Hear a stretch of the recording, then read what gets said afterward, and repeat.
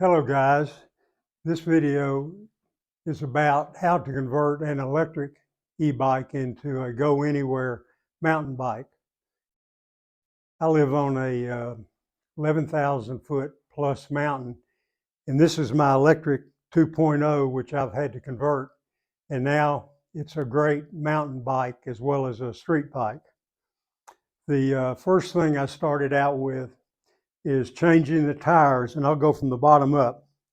There's no reason to have a big 3-inch tire on the front, because you need to cut down on your resistance of the tires, which takes electricity, and this is all about saving heat. And electricity causes heat, and heat destroys your ride and your bike, the electronics of it, for a short period, and then parts have to be replaced. This is the 20-inch Maxi 2.3 tire with studs.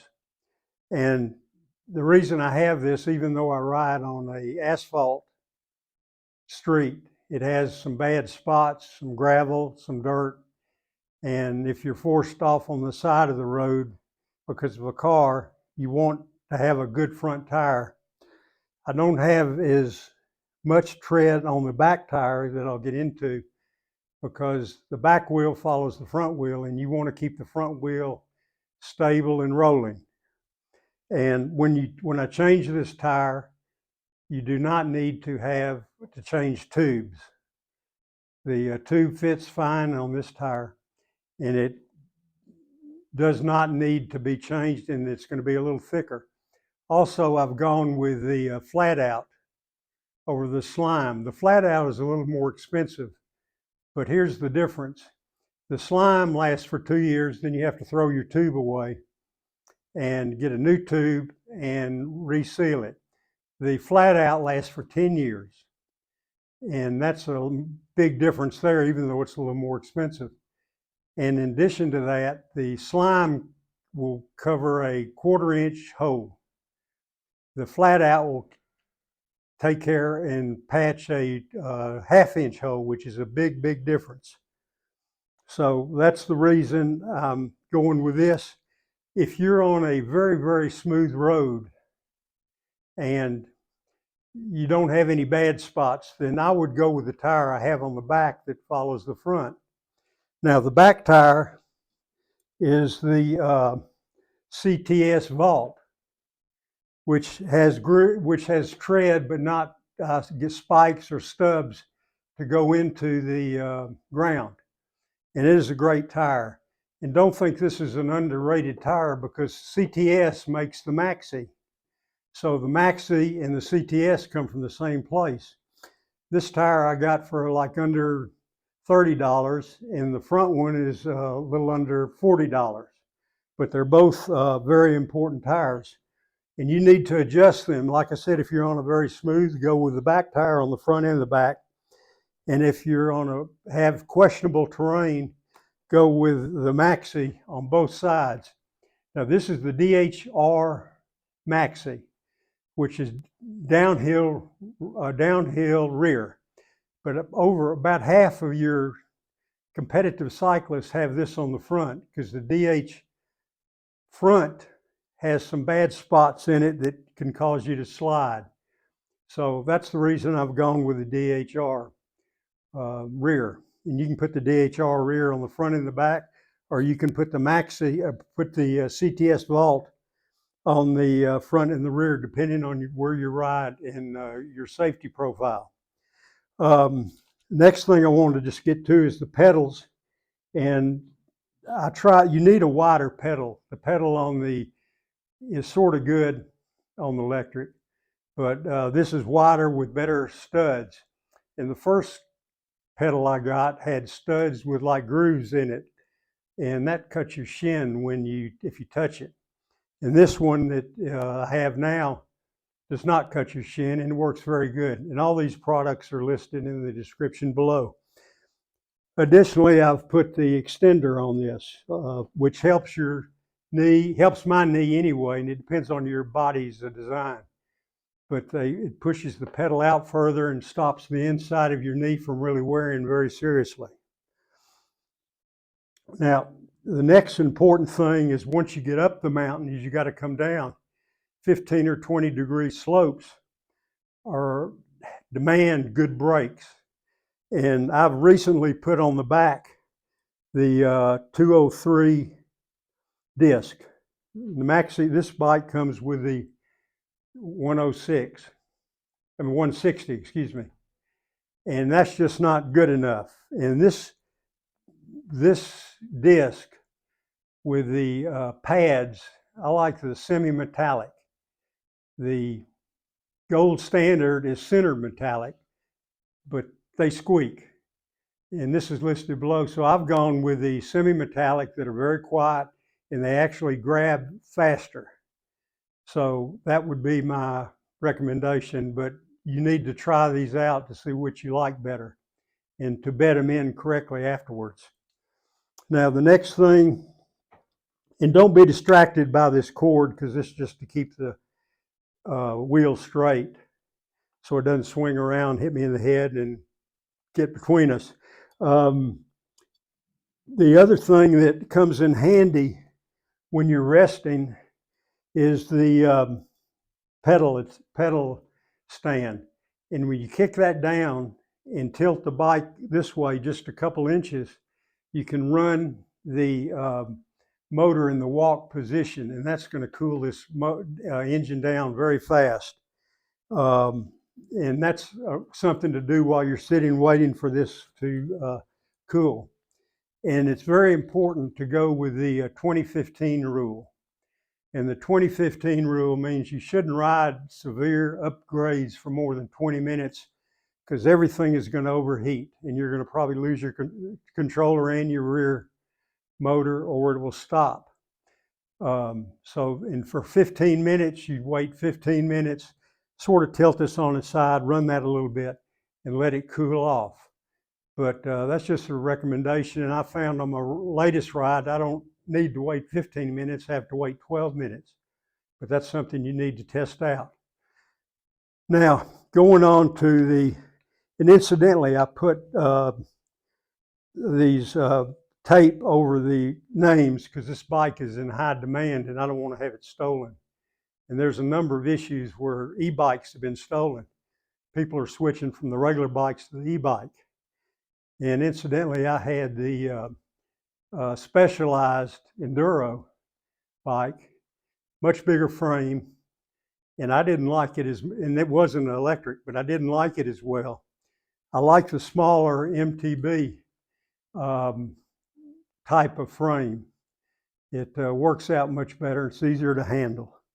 The next thing I did, this battery is in a very tight compartment, and battery heat is nemesis to the battery, and it's going to destroy the battery eventually. And I even had one destroyed. So what I've done, you can't see them because I guess of the video, but I put 3 10-millimeter holes spaced apart here, here, and here that let the heat out on both sides and keep this much cooler. And you can feel it after you get through with a high ride up a mountain, that it'll be much hotter than this was cooling. And I even put another hole in the bottom behind the key just in case water gets in here. But I've ridden in a mist and I have no problem because the heat is going to dry this out. And some people think that with an opening to get the moisture out, this is not going to be as likely to rust as if it's all cramped up in here. And after the holes, I just took a little touch-up paint and put black on them. That's one of the reasons you can't see them. But that takes care of the battery. And when you ride, incidentally, you want to ride with high voltage because your watts depend on your voltage times your amps.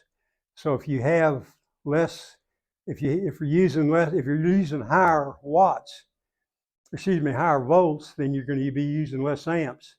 And amps are what cause the heat and destroy everything, but it's a necessary thing. Now, going to the controller. I likewise put three 10mm holes in the controller box on each side.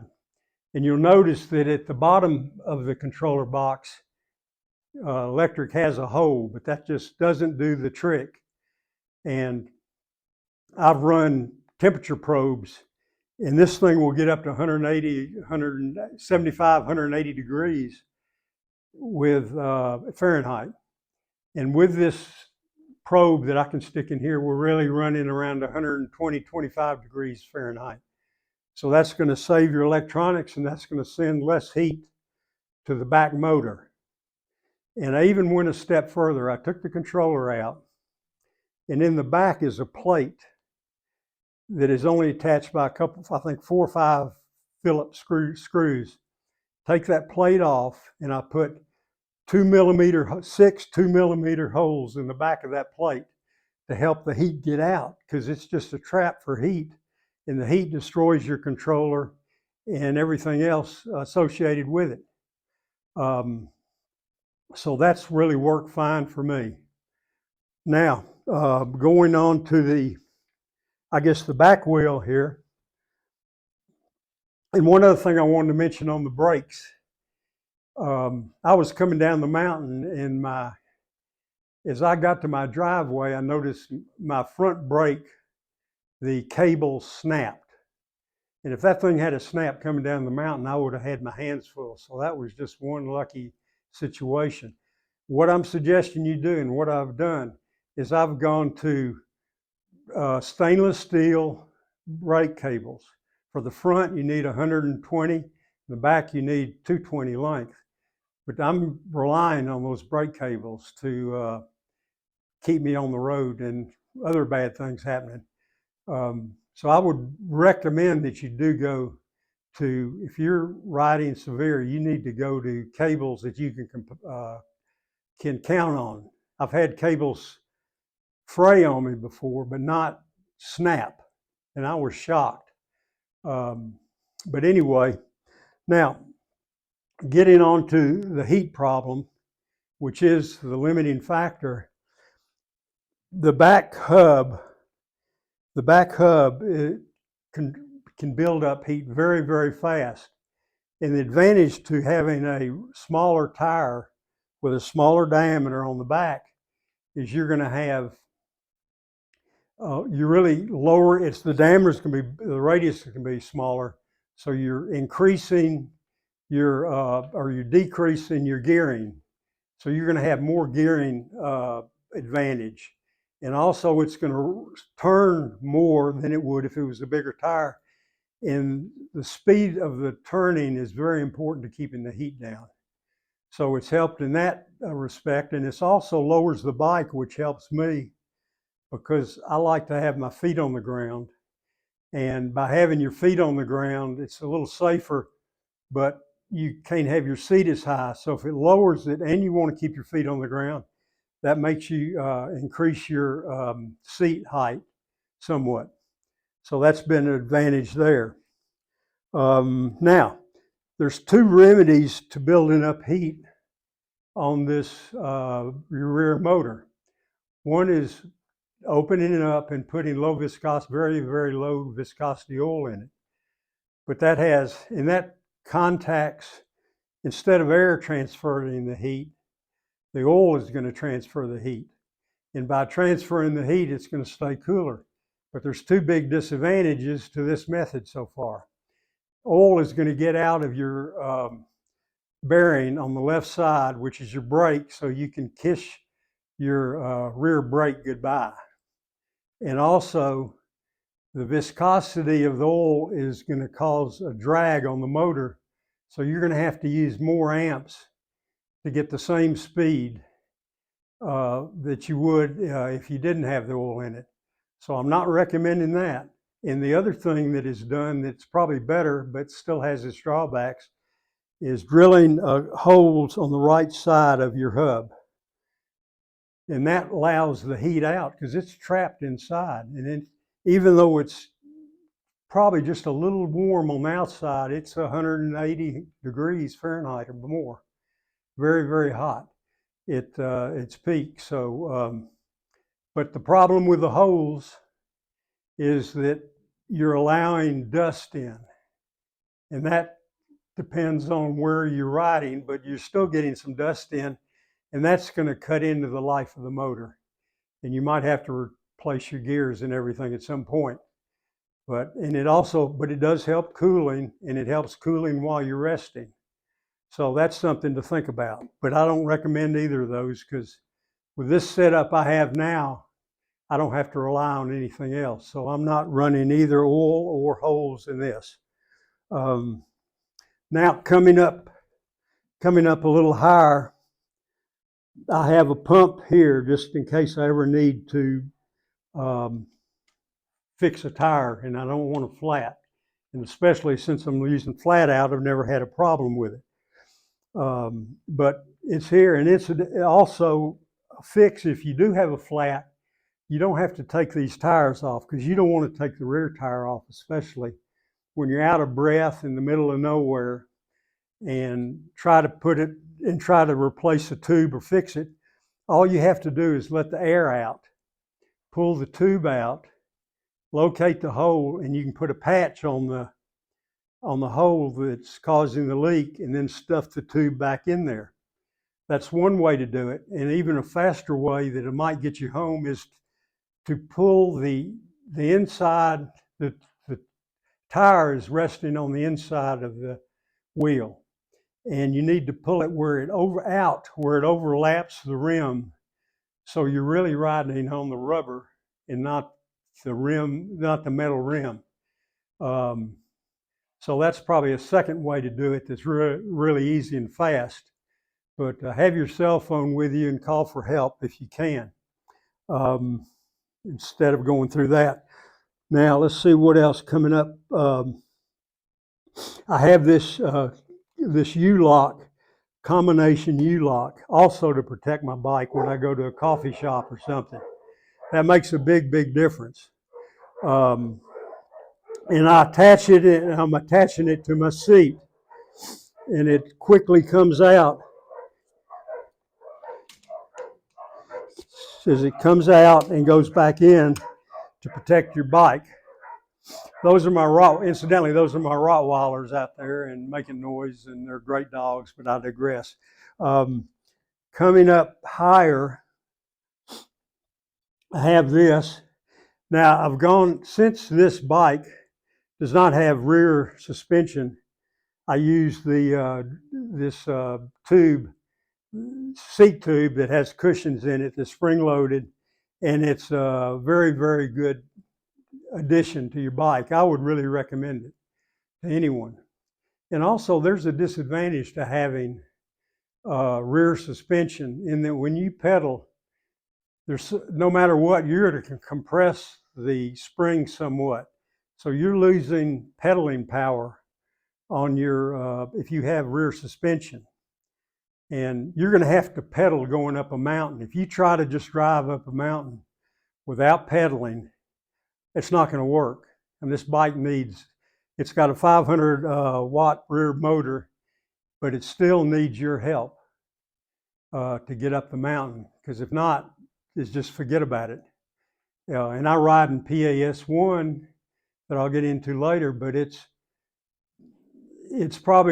doesn't go over probably 13 amps. And if you ride in PAS2 or higher on the steepest hills, it's going to call 18 or 19 amps, and that's going to fry everything. Believe me, I've done that. So you're going to have to pedal hard, and you want maximum leverage going to your pedals without the rear spring compressing somewhat. And also the maximum height, depending on whether you want to have your seat at the maximum height. Greg LeMond says 0.88 or 0.88%, or excuse me, 88% of your distance for your inseam. So the distance between here and the top should be 88% of that mount. So you take your inseam length multiply it by 88%, and that's to be optimum. But I have this probably at about 80% because I want to be able to touch the ground with my feet. I don't want to have to jump off the seat. On a road bike, that's up fine. And I've used clips on road bikes, but not on this bike, going up terrain and mountains and things. Also on the suspension seat post, this is a great little gadget. You just put a zip tie on it and you can tell on your ride how far up this goes or doesn't go. So you can either loosen it or tighten it. If it's bottoming out, you need to tighten it a couple of turns. If it's not bottoming out, you can loosen it, but you don't want it to bottom out. And just skipping around, I also have this on the zip ties on my front suspension because it tells me how far I can relax the suspension and still not bottom out. And these things will slide up on a ride, and I can look at the ride and see where I came. But that's where the zip ties come in handy. The seat, the electric seat is great and fine, but the reason I changed, and this is the Volt seat from WTB, and the reason is the rails allow it to go back further. And you want, in optimum position, you want the protuberance of your knee to come pretty much, when this pedal's in this position, you want it to be over it. And with the electric seat, I just couldn't get it back far enough. And my knee was going, I was too far forward for like an optimum position. And also the Volt, this comes with like 3 or 4, it has the markings on it for how far back or how far front you can go with it.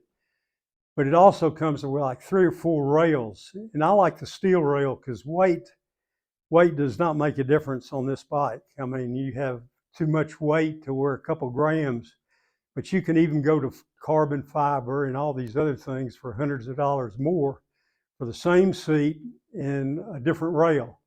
So I'm happy to have the steel rail and no problems at all with that.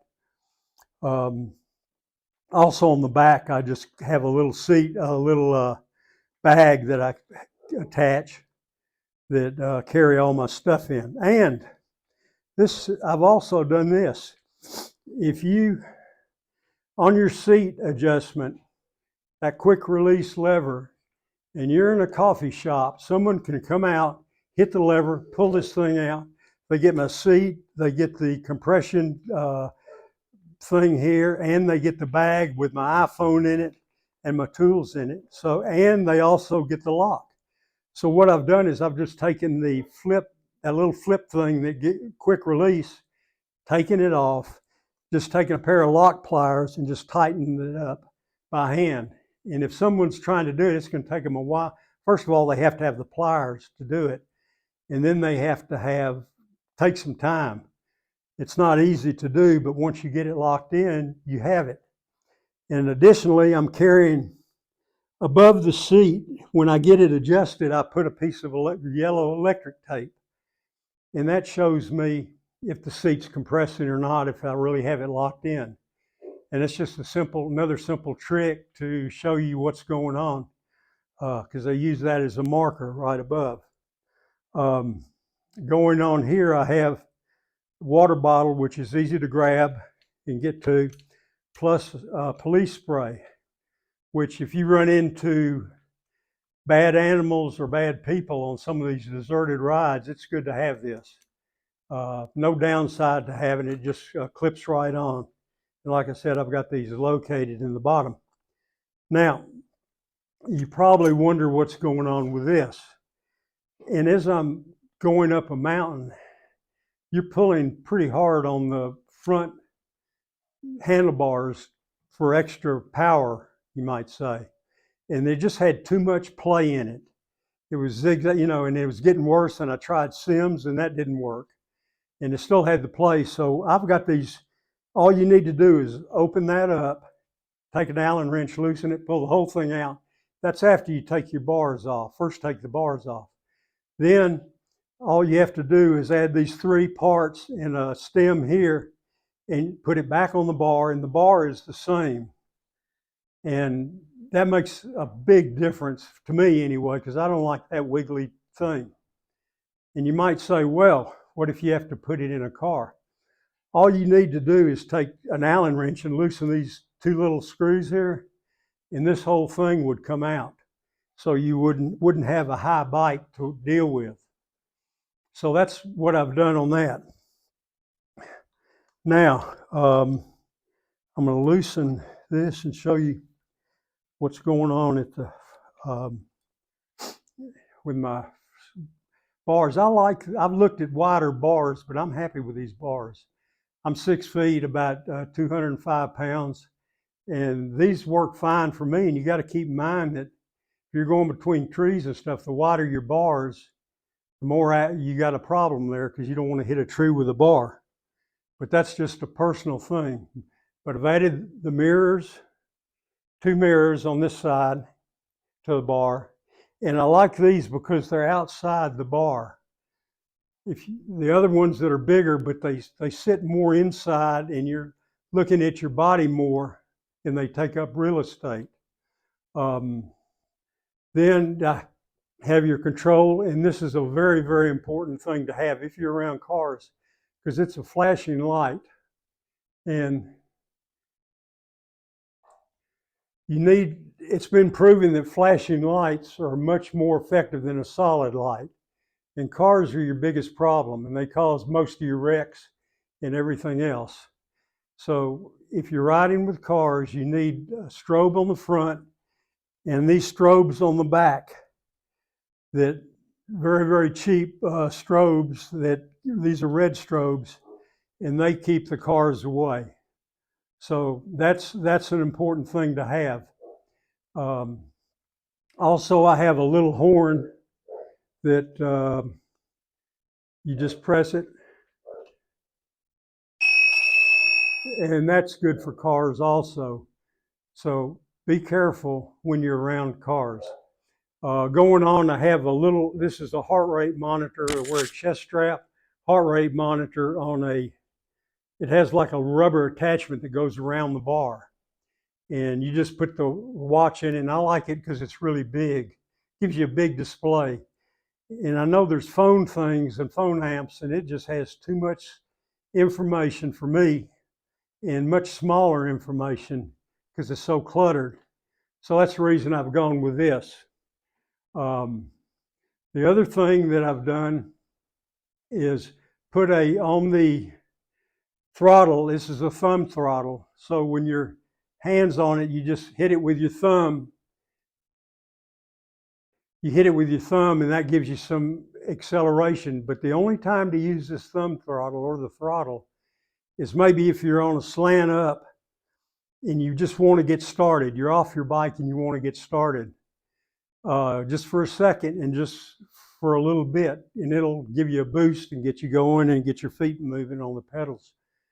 But I've tried this, just the throttle on a hill, and it'll burn up the controller faster than you can think of, because it just throws all that amps to the controller, and the amps burn it up very fast. Amps increase resistance. Resistance takes more amps to get through the wire, so you're losing amps, which causes more amps to be required for the same speed, and you can see you just get into a vicious cycle. So that's the reason you have to go with the 2015 rule, not riding more than 20 minutes and waiting maybe up to 15 minutes. What else? That pretty much covers it. And the other thing, I've left this out, on this side of the bike, your gears, I've gone to 1134. And I don't know about you, but I need the 34 pedaling going up the hill, up a steep hill. So it gives you a better range, and the 11 makes you spin your feet less on a ride. And so that's very important there. And the other thing is the chain on this side, and it requires very, very minimal maintenance. I know there's all kinds of exotic lubes and everything, but you can clean it up with WD-40 and get it clean and dry. and then put silicone on it, and it should last forever. On a mid-drive motor, it's different, but on the rear hub motor, the chain's not under any great amount of stress or anything. What have I missed here? That pretty much covers it. I wish you guys good luck. And one other thing, the battery tends, when you hit bumps, tends to vibrate. And I put like shims, electric actually sent me some. I put a shim on this side of the battery and a rubber shim on the bottom, and it really snugs it up because you don't want your battery banging around all day long. So that takes care of it. I'm going to have the links below, and I hope this helps. And I wish you guys good luck on your trips. Have a good one, and take care.